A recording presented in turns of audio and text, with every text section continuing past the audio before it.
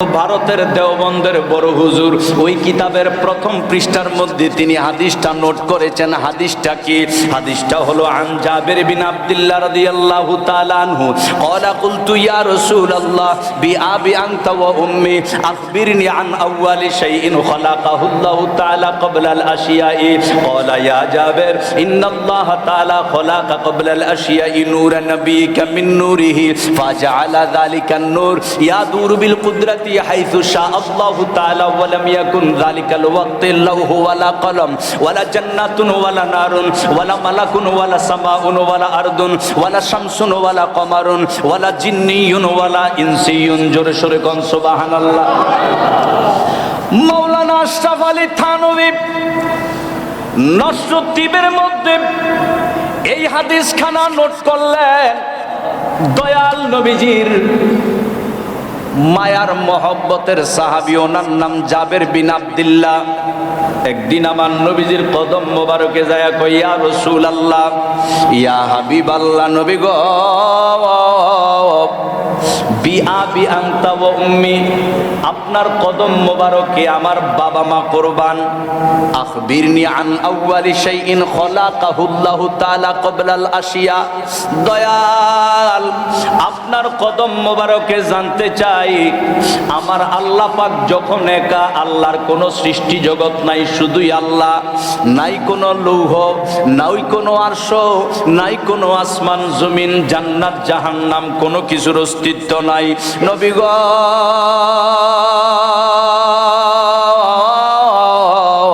আপনার কদম মোবারকে জানতে চাই, আমার আল্লাহ সর্বপ্রথম কি সৃষ্টি করেছেন। ক্বালা ইয়া জাবের, আমার নবী মুস্তাফা কয়, হে জাবের, ইন্নাল্লাহ তাআলা খালাকা ক্বাবলাল আশিয়াই নূরান নবিয়্যিকা মিন নূরিহি। জাবের শোনো শোনো শোনো, আল্লাহ পাকের সৃষ্টি জগতের অস্তিত্ব নাই, আল্লাহ ছাড়া আর কোনো কিছু নাই। সর্বপ্রথম ওই সময়ে আমার আল্লাহ তাআলা, আল্লাহ পাকের নূর দ্বারা তোমার দয়াল নবী বানাইছে। তাইলে বাজান, এই গোটা পৃথিবীতে দ্বন্দ্ব বেশিরভাগ দুই দল, একদল সুন্নি আর একদল কওমি। আসলে বাজান, এটা একটা বুঝার ভুল। আসলে এই দুই দলের মধ্যে তেমন কোনো দ্বন্দ্ব নাই, তেমন কোনো পার্থক্য নাই। সামান্য কোনো সামান্য বিষয়ে না বুঝার কারণে দ্বন্দ্ব হয়। কথা কোন ঠিক কিনা? মাওলানা আশরাফ আলী থানভী নিজেই এই হাদিসটা নোট করেছেন নসরুদ্দীন কিতাবের মধ্যে। এই হাদিসটার দ্বারা বোঝা যায় আমার দয়াল নবী মাওলানা আশরাফ আলী থানভীর আকীদাও এই ওনার লেখা কিতাব দ্বারা প্রমাণ হয়। শুধু কেবল সুন্নিদের আকীদা নবীর নূর তা নয়, কওমীদের গোটা পৃথিবীর বড় হুজুর মাওলানা আশরাফ আলী থানভী হুজুরেরও আকীদা হলো আমার আল্লাহ পাকের নূর হলো আমার দয়াল নবীজি। বলেন সুবহানাল্লাহ। হে আমার বন্ধু, দয়াল নবী কই যাবের, আমার আল্লাহ সর্বপ্রথম আল্লাহর নূর দ্বারা তোমার দয়াল নবীজিরে বানাইলো। কখন জানোনি? ওয়ালাম ইয়াকুন ফি যালিকাল ওয়াক্তে, যখন আমি নবী মুস্তাফা ছিলাম, লৌহ ওয়ালা কলম, তখন লৌহ ছিল না, কলম ছিল না, আসমান ছিল না, জমিন ছিল না, জান্নাত ছিল না, জাহান্নাম ছিল না, আরশ ছিল না, কুরসি ছিল না, নাই নাই নদ নদী, পাহাড় পর্বত, সাগর মহাসাগর, কোনো কিছুর অস্তিত্ব নাই। আমি দয়াল নবী তখনও ছিলাম রে। আমি দয়াল নবীর নূর দ্বারা আমার আল্লাহ অনেক কিছু বানাইলো। হাইথু শাআ আল্লাহু তাআলা, আল্লাহ তাআলা যেখানে চায়, আমি নবী কামলিওয়ালারে বানানোর পরে আমি সেখানেই ভ্রমণ করতে লাগলাম। আমার আল্লাহ আমার নূর দ্বারা 12টা নূরের পর্দা বানাইলো। ওই 12টা নূরের পর্দা, এক একটা পর্দা মোটা হইল 500 বছরের রাস্তা। আমার আদরের উম্মত, ওই 12টা নূরের পর্দা আমার আল্লাহ যে বানাইলো, ওই 12টা নূরের পর্দার মধ্যে আমি অবস্থান করেছি। আমার আল্লাহ তাআলা এক এক নূরের পর্দার মধ্যে এক একটা সময় রাখছে। ওই নূরের পর্দাগুলোর মধ্যে আমি আর আমার আল্লাহ প্রেমের খেলা খেলছি। আমি ওই নূরের পর্দার মধ্যে আল্লাহ পাকের তসবিহ জপছি। আমি ওই নূরের পর্দার মধ্যে আল্লাহ পাকের গোপন নামের জিকির করছি। ও আমার উম্মত, ওই নূরের পর্দার মধ্যে একদিন নয়, 2 দিন নয়, যেই 12টা নূরের পর্দা, ওই 12টা নূরের পর্দার মধ্যে আমি নবী মুস্তাফা ৭৮,০০০ বছর কাটাইয়া দিছি। কয় হাজার বছর? এই দুনিয়ার হিসাব না, এটা কিন্তু ওই জগতের হিসাব। ওই জগতের একদিন, এই দুনিয়ার 1000 দিন। বাজান মনোযোগ, এবার ৭৮,০০০ রে আপনি 1000 দিয়া গুণ দেন, কয় কোটি কোটি বছর 12টা নূরের পর্দায় ছিল। দয়াল নবী আমার ওই 12 পর্দায় কাটাইলেন, প্রেমের খেলা খেললেন। আমার আল্লাহ কয়, দোস্ত ও আমার বন্ধু, আপনাকে সর্বপ্রথম তো আমি আল্লাহ পাকের নূর দ্বারা বানাইলাম। এটাই হলো আপনার আসল পরিচয়, এটাই হলো আপনার হাকিকতের পরিচয়, এটাই হলো আপনার আসল সুরত। দোস্ত, আমি তো আর একটা গাছ বানাইলাম, গাছটার নাম শাজরাতুল ইয়াকিন। এই গাছটার নাম শাজরাতুল ইয়াকিন। গাছের ডাল হলো 4টা। কয়টা? গাছের ডাল 4টা। পূর্ব, পশ্চিম, উত্তর, দক্ষিণ, 4 দিকে 4টা ডাল গিয়েছে, মাঝখানে একটা খালি জায়গা হয়েছে। আল্লাহ কোরআনে কয়, লাকাদ জাআকুম রাসূলুম মিন আনফুসিকুম আজিজুন আলাইহি মা আনিতুম হারিসুন আলাইকুম বিল মুমিনিনা রাউফুর রহিম। এই আয়াতের তাফসীর করতে গিয়ে ইসমাইল হাক্কি বুরুজি রহমাতুল্লাহি আলাই তাফসীরুর রুহুল বয়ানে আল্লাহ তাআলার এই আয়াতের তাফসীর করেন। আমার আল্লাহ কয়, বন্ধু, আপনাকে আমি তো আপনাকে আমার নূর দ্বারা বানাইলাম। এটা হইল আপনার আসল সুরত, হাকিকতের সুরত। ও আমার দোস্ত, আমি একটা গাছ বানাইলাম শাজরাতুল ইয়াকিন। বন্ধু আমার, আপনাকে কত সুন্দরভাবে বানাইলাম, আপনি তো আপনাকে দেখেন না। আমি আল্লাহ আপনাকে দেখে, আমি স্বয়ং আল্লাহ আপনার প্রেমে মজে গিয়েছি। আমি স্বয়ং আল্লাহ আপনার প্রেমের পাগল। ও বন্ধু, আপনার উপরে আমি আরেকটা কভার পড়াইয়া দেব। আপনাকে আমি এখন আরেকটা সুরত দান করব। এটার নাম হলো সুরতে তাউস। এটার নাম হলো ময়ূরিনীর সুরত। একটা ময়ূর দেখতে যেমন, আপনিও দেখতে তেমন। দয়াল নবী আমার শাজরাতুল ইয়াকিন গাছের মধ্যখানে ময়ূরিনীর সুরত যখন দিল, আমার আল্লাহ দয়াল নবীজির দিকে তাকায়। আল্লাহর নবী মুস্তাফার প্রেমে বিভোর। নবী তো নিজেকে দেখে না। আল্লাহ কয়, দোস্ত, আপনি যেন নিজের সৌন্দর্য দেখতে পারেন, এজন্য আপনার সামনে একটা লজ্জার আয়না ফিটিং করে দিলাম। দয়াল নবীজির সামনে একটা লজ্জার আয়না। নবী আমার আয়নার দিকে তাকাইয়া দেখতেছে কি সুন্দরভাবে আমার আল্লাহ নবীজির আরেকটা সুরতে বানাইলো। নবী তাকাইয়া দেখে আল্লাহ তাআলা নবীজির মাথার মধ্যে একটা মুকুট পরাইয়া দিল। নবীজির 2টা কান মোবারকে 2টা দুল ভরাইয়া দিল।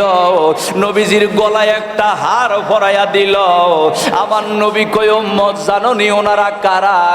আমার মাথার মুকুট হলো শেরে খোদা মাওলা আলী। নবী কয়, উম্মত, আমার 2 কানের 2 দুল, জানোনি তাদের পরিচয় কি? একজন হলো ইমাম হাসান, আরেকজন হলো ইমাম হুসাইন।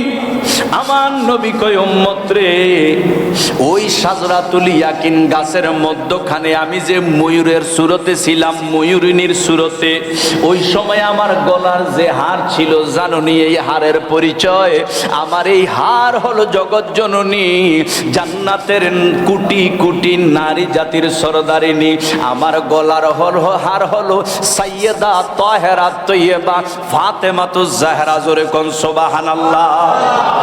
ওই গাছের মধ্যখানে দয়াল নবী আমার ময়ূরের সুরতে ছিলেন কোটি কোটি কোটি কোটি বছর। বন্ধু, এই গেল দয়াল নবী মুস্তাফার আরেকটা স্টেজ। এবার আমার আল্লাহ তাআলা আদম নবী বানাইলেন। আমার আল্লাহ তাআলা এবার ফেরেশতা বানাইলেন। ওই ফেরেশতার নাম হলো জিব্রাইল। নাম কি? ফেরেশতার নাম জিব্রাইল। জিব্রাইলকে আল্লাহ সর্বপ্রথম যখন বানাইলো, বানানোর পর জিব্রাইল ডাইনে তাকায়, বামে তাকায়, সামনে তাকায়, পিছনে তাকায়। হঠাৎ করে জিব্রাইলের নজর উপরের দিকে যখন গেল, জিব্রাইল আমিন উপরের দিকে তাকাইয়া চতুর্থ পর্দার মধ্যে দেখতেছে এত সুন্দর একটা তারা। ওই চতুর্থ পর্দার মধ্যে একটা তারা মিটি মিটি করে জ্বলতেছে। বলুন সুবহানাল্লাহ। এই প্রশ্নটা দয়াল নবী আমার মদিনাতুল মুনাওয়ারার মধ্যে জিব্রাইল আমিনকে করেছিলেন। জিব্রাইল দয়াল নবীজির সামনে, আমার নবী কামলিওয়ালা এমন সময় জিব্রাইলকে জিজ্ঞেস করে। হাদিসটা হযরত আবু হুরায়রা থেকে বর্ণিত। আন আবি হুরায়রা রাদিয়াল্লাহু তাআলা আনহু ক্বালা, হযরত আবু হুরায়রা থেকে বর্ণিত, তিনি বলেন আন্না রাসূলুল্লাহ সাল্লাল্লাহু আলাইহি ওয়া আলিহি ওয়াসাল্লাম সাআলা জিব্রাইল কাম উমার তামিনা সিরিন। জোরে কোন সুবহানাল্লাহ। দয়াল নবী আমার হযরত জিব্রাইলকে জিজ্ঞেস করে, জিব্রাইল রে, জানতে চাই কাম উমার তামিনা সিনিন। জিব্রাইল, আমি জানতে চাই তোমার বয়স কত? সুবহানাল্লাহ। খ্রিস্টাব্দে 12 রবিউল আউয়াল, নবীজির 569 বছর আগে দুনিয়ায় ছিল ঈসা নবী। ওই সময় আমি জিব্রাইল ছিলাম। ঈসা নবীর 1000 বছর আগে ছিল মুসা পয়গাম্বর। ওই সময় আমি ছিলাম। দাউদ নবীর সময় আমি ছিলাম। নূহ নবীর সময় আমি ছিলাম। আদম নবীর সময় আমি ছিলাম। এমন কি আদম নবী তো প্রথম নবী। আদম নবীরও যখন খবর নাই, আমি জিব্রাইল তখনও ছিলাম। আর দয়াল নবী লাস্টে আইসা আমারে জিগায় আমার বয়স কত। আল্লাহর প্যারা হাবিব সরওয়ারে কায়নাত জিব্রাইলের মনের খবর জানে। জিব্রাইলের মনে অহংকার। জিব্রাইল মনে মনে ভাবছে জিব্রাইল সবার বড়। জিব্রাইল নবী রাসূলদের আগে সৃষ্টি, এটা জিব্রাইলের ধারণা। এজন্য জিব্রাইলের মনের ধারণা ভেঙে দেওয়ার জন্য আমার নবী প্রশ্ন করে কাম উমার তা, জিব্রাইল তোমার বয়স কত? জিব্রাইল আমিন জবাব দেয়, ইয়া রাসূলুল্লাহ, ইয়া হাবিবাল্লাহ, নবী গো,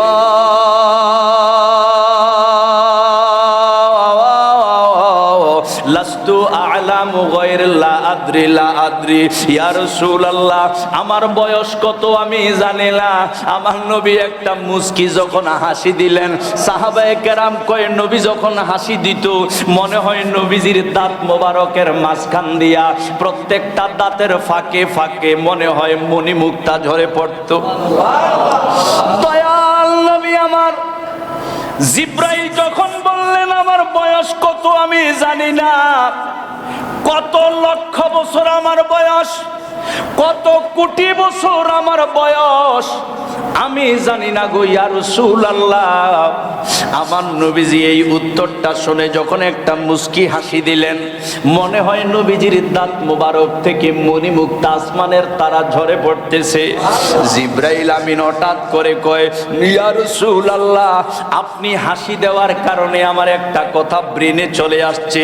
আপনি হাসি দেওয়ার কারণে আমার একটা কথা মনে পড়ে গেছে। বলে কোন কথা?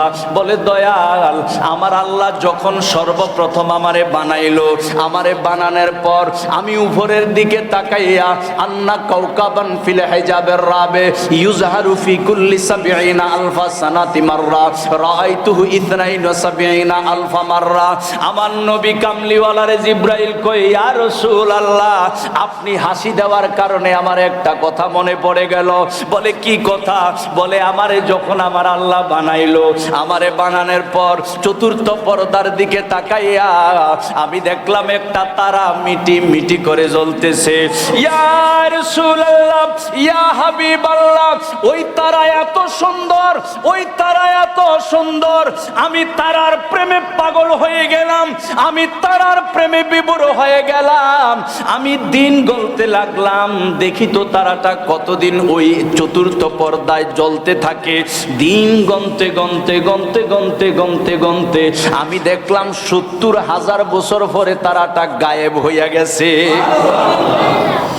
তারাটা নাই, 70,000 বছর ছিল, আবার তারাটা ডুবে গেল, তারাটার খবর নাই।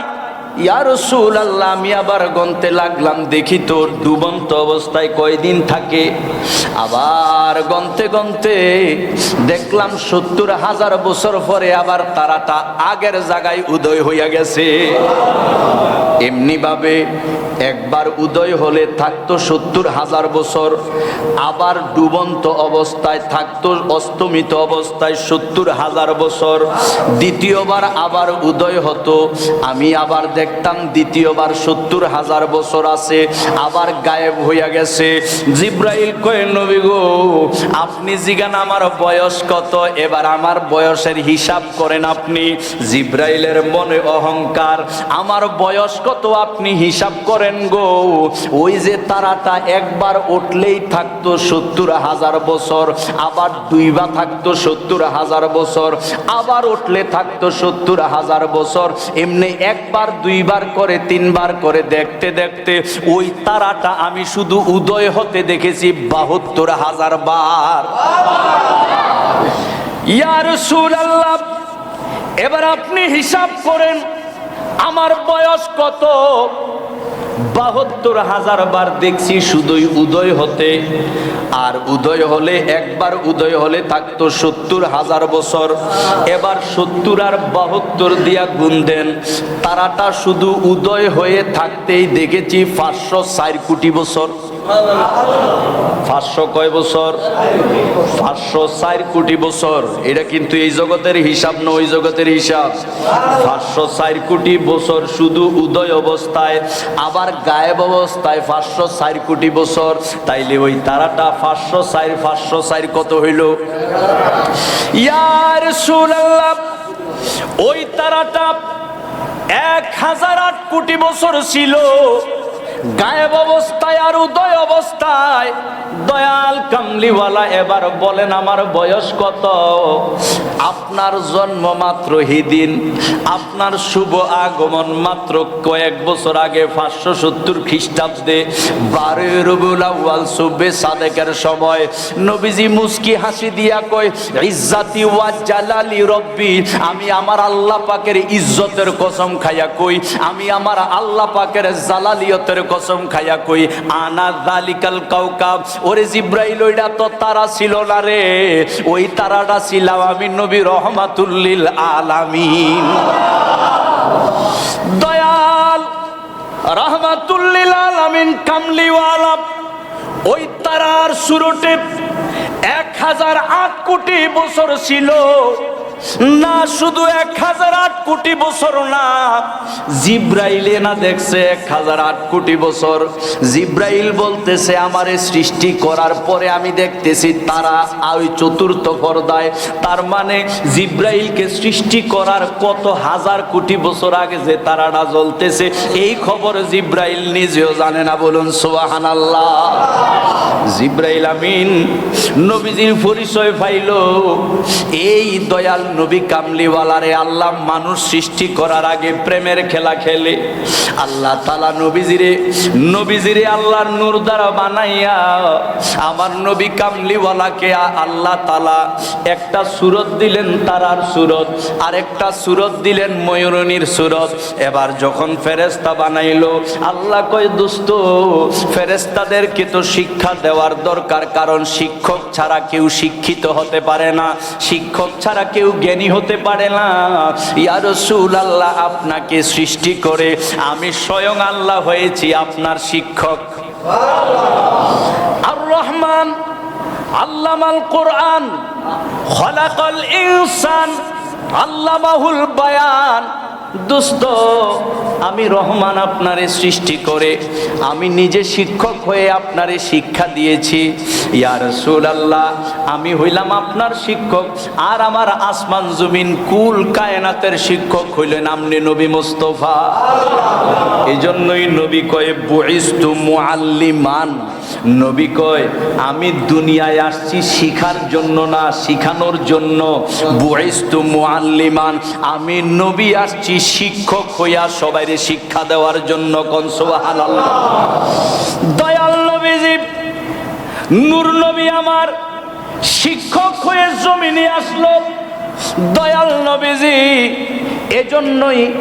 এজন্যই জিব্রাইল সর্বপ্রথম যখন ওহী নিয়ে আসছে, ওহী নিয়া দয়াল নবীজিকে জিব্রাইল কয় ইকরা, নবী আপনি পড়েন।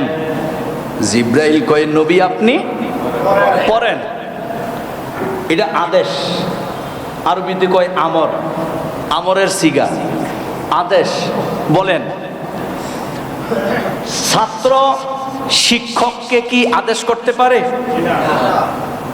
ছাত্র কখনো শিক্ষককে আদেশ করতে পারে না। তো জিব্রাইল আইসা নবীজিরে বলতেছে ইকরা, আপনি পড়েন। নবীজি জবাব দিয়েছেন কি মা আনা বিকারিন। অনেকে এটার অর্থ করে ভুল, অনেকে বলে নবীজি বলছে যে আমি পড়তে জানি না, পড়তে পারি না। বলুন নাউজুবিল্লাহ। মা আনা বিকারি, কারি শব্দটা হইল কারি। আমরা সমাজের মধ্যে কারি সাহেব কয় না, হুজুর যারা কোরআন তেলাওয়াত সহি শুদ্ধভাবে পড়তে পারে কারি বলি না আমরা।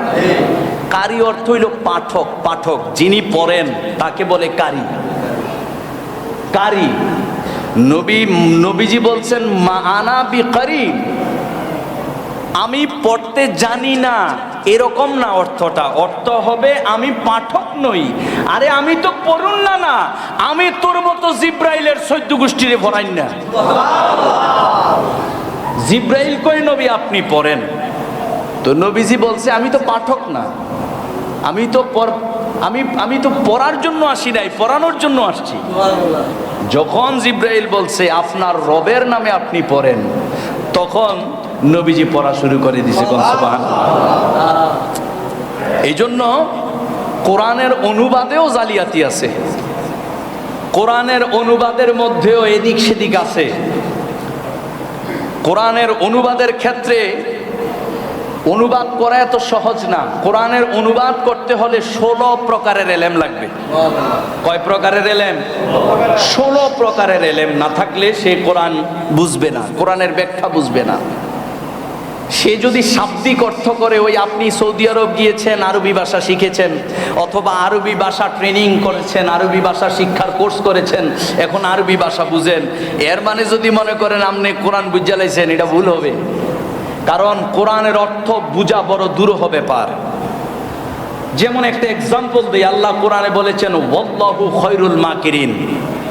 মাকের আরবি শব্দ, এটার বাংলা অর্থ হইল ধোঁকাবাজ। মাকের অর্থ কি? এখন যদি আপনি আরবি শিক্ষা এখন অনুবাদ করতে যান ওয়াল্লাহু খায়রুল মাকিরিন, আল্লাহ হইল বড় ধোঁকাবাজ, ইমান থাকবো? ইমান থাকবে? তো পণ্ডিতি এর জন্য সবসময় করা নিষেধ। কুদ্দুর আরবি শিক্ষা পণ্ডিতিকরণ ভুল। অনেকে তো একটু একটু আরবি শিক্ষা পণ্ডিতি করে লাইছে। ওই কয়েকদিন আগে দেখলাম যে ওয়াকারনি, উনি জেনারেল আর্মিদের প্রধান, তিনি এমন পণ্ডিত হয়ে গেছে, তিনি বলেন নামাজে বেদাত, মুনাজাতে বেদাত, জায়গায় জায়গায় নাকি বেদাত। তুমি কো নামাজে বেদাত, জায়গায় জায়গায় বেদাত। আরে বেটা, বেদাত কাকে বলে এটার ব্যাখ্যা বিশ্লেষণও বুঝতে হবে। বেদাত শুধু বললে হয় না, একটা ভাইরাস ঢুকিয়ে দিছে বেদাত, শুনলে বেদাত। মনোযোগ, কোরআন শরীফ যে আপনারা পড়তেছেন, কোরআন শরীফ, এই কোরআন শরীফ এখন কত সুন্দর একসাথে বাইন্ডিং করা। এই একসাথে এভাবে বাইন্ডিং নবীজির জমানায় ছিল না, সাহাবে কেরামের জমানায় ছিল না। তো এই সিস্টেমটাও তো বেদাত। এই যে সিয়াসিত্তা সহ যত হাদিসের কিতাব, এই হাদিসের কিতাবগুলো তো বেদাত। কোন সাহাবী তো এই হাদিসের কিতাব জীবনে চোখে দেখে নাই, এই হাদিসের কিতাব জীবনে চোখে দেখে নাই। এই যে বুখারী নাম দিছেন, হাদিসের কিতাবের নাম বুখারী, তিরমিজি, নাসাই, ইবনে মাজাহ, আবু দাউদ, এই নামগুলোও তো বেদাত। এই জন্য বেদাত মানেই খারাপ, এই শিক্ষাটা ভুল। বেদাত মানেই খারাপ না, বেদাত দুই প্রকার, একটা বেদাতে হাসানা আর একটা বেদাতে সাইয়্যা। একটা মন্দ বেদাত আর একটা ভালো বেদাত। বুখারী শরীফের 2010 নম্বর হাদিস, আল্লাহর পেয়ারা হাবিব বলেন, আমার উম্মতের মধ্যে কেউ যদি ভালো কাজের প্রচলন করে, ভালো কাজের পদ্ধতি চালু করে, ওই কাজটা যতকাল চালু থাকবে, যতজন মানুষ ওই কাজটা করবে, সে যদিও কবরে থাকবে, কিয়ামত পর্যন্ত সে সেটার সওয়াব পেতে থাকবে। মনোযোগ, নবীজি বলেছেন, আমার ধর্মের মধ্যে কেউ যদি ভালো কাজের প্রচলন করে, তার মানে কি বোঝা গেল? ইয়া রাসূলুল্লাহ, আবার কেন প্রচলনের দরকার?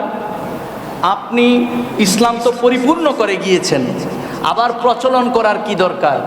আমার নবীজি জানে যে বহু বহু ভালো কাজ থাকবে, ভালো কাজ ভবিষ্যতে আসবে, যে কাজগুলো আমার উম্মতের জন্য কল্যাণকর। ঠিক কিনা বলেন? নবীজি সাহাবায়ে কেরাম হেঁটে হজে গিয়েছেন, এখন সুন্দর বিমান আবিষ্কার হয়েছে, তো এটা কি বেদাত না ভালো? এটা বেদাত হইলেও ভালো না খারাপ বেদাত? বেদাত মানে নব আবিষ্কার, নতুন আবিষ্কার। তো এখন বেদাত বেদাত কইরা যদি বাদ দেন, হাইটটা যাওয়া ছাড়া হজে যাওয়া কি সম্ভব হইব? সম্ভব হবে না। এই যে মসজিদ কারুকাজ করেন, এটা তো তখনও ছিল না, সাহাবায়ে কেরামের জামানা ছিল না। এই যে মেহরাবের মধ্যে দাঁড়ায় যে আমি কথা বলতেছি, এই মেহরাব আমার নবীজির জামানায় ছিল না। এই মেহরাব 4 খোলাফায়ে রাশিদিনের জামানায় ছিল না। 88 হিজরিতে, কত হিজরি? 88 হিজরিতে ওমর বিন আব্দুল আজিজ, তিনি মুজাদ্দিদ ছিলেন। ওমর বিন আব্দুল আজিজের নির্দেশে, ওমর বিন আব্দুল আজিজের নির্দেশে 88 এই বেদাতটা সুন্নতে মুআক্কাদা। বোঝা গেল কিছু কিছু বেদাত ওয়াজিব, কিছু কিছু বেদাত সুন্নতে মুআক্কাদা, কিছু কিছু বেদাত জায়েজ, আবার কিছু কিছু বেদাত গুনাহ। ঠিক কিনা বলেন? তো বুঝতে হবে। না বুঝা ওই কেউ একটা ইনজেকশন দিয়ে দিছে, ট্যাবলেট খাওয়াইয়ে দিছে, আর আপনিও শিক্ষা লাইছেন বেদাত বেদাত বেদাত। যদি কওয়া হয় বেড়া বেদাত বেদাত করো, সেই বেদাতটা আরবিতে একটু লিখে দে, কলম ভাঙবে 10টা। বেদাত মানে কি বুঝে না, ফতুয়ার মধ্যে 1 নাম্বার। মনে রাখবেন, এই জন্য ইসলামী শরীয়তের আইন, যে ইসলামী বিষয়ে পণ্ডিত নয়, সে কোনো বিষয়ে ফতুয়া দিতে পারবে না। ইসলামী বিষয়ে যে পণ্ডিত নয়, সে ওই বিষয়ে কথা বলতে পারবে না। যেমন আমি আলেম হয়েছি, ডাক্তারি শাস্ত্রে আমি অজ্ঞ, ওই বিষয়ে আমি মূর্খ। এবার যত বড় আলেমই হই, ওই বিষয়ে কিন্তু আমি মূর্খ, যেহেতু আমি ওই লাইনে স্টাডি করি নাই, ওই লাইনের জ্ঞান আমার নাই।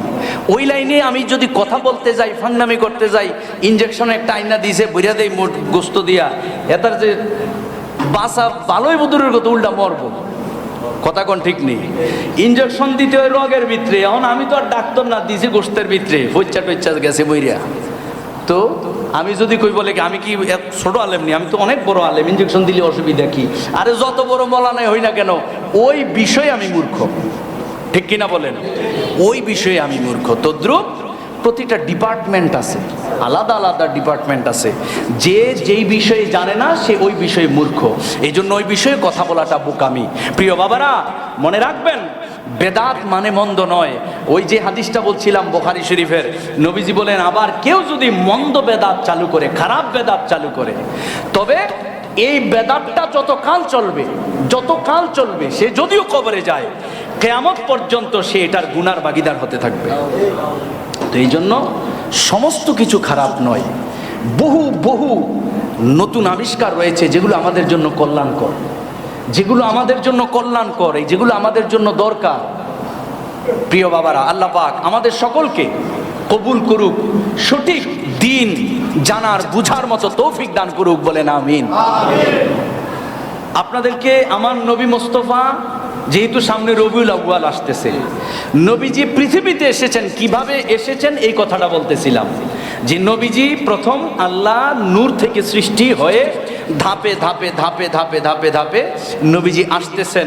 আস্তে আস্তে আমার নবী কামলিওয়ালা অবশেষে ওই জিব্রাইল আমিনকেও শিক্ষা দেওয়ার জন্য আমার আল্লাহ তাআলা নবীজির উপরে আরেকটা সূরত কবার পড়িয়ে দিয়েছে, আরেকটি সূরত নবীজিকে দিয়েছেন, এটার নাম সূরতে মালাকুন, ফেরেশতাদের সূরত। ওই ফেরেশতাদের সূরতে আমার নবীজি আবার তামাম ফেরেশতাদেরকে কোটি কোটি বছর শিক্ষক হয়ে শিক্ষা দিয়েছে। এজন্যই জিব্রাইল যখন পৃথিবীতে এসে নবীজিরে বলছে ইকরা, নবী আপনি পড়েন, নবীজির চিন্তা হইল জিব্রাইল আমি না তোরের ওই ফেরেশতার জগতে, ফেরেশতাদের জগতের মধ্যে তোর শিক্ষক হইয়া পড়াইছি, আর তুই এখন আইসা আমারে কস পড়তাম। এজন্য নবী বলছে মা নাবি করিন, আমি পড়নেওয়ালা নয়, আমি তো পড়ুন না, আমি পড়াই না। জোরে কোন সুবহানাল্লাহ। তো আল্লাহর পেয়ারা হাবিব এরপরে কিভাবে আসলেন পৃথিবীতে, আগামী জুমা থেকে ইনশাল্লাহ বিস্তারিত এরপরে আলোচনা হবে। কয়েকটি প্রশ্ন, এই প্রশ্নগুলোর জবাব দিচ্ছি আপনাদেরকে। একজন প্রশ্ন করেছেন যে হুজুর প্রায় সময় অসুস্থ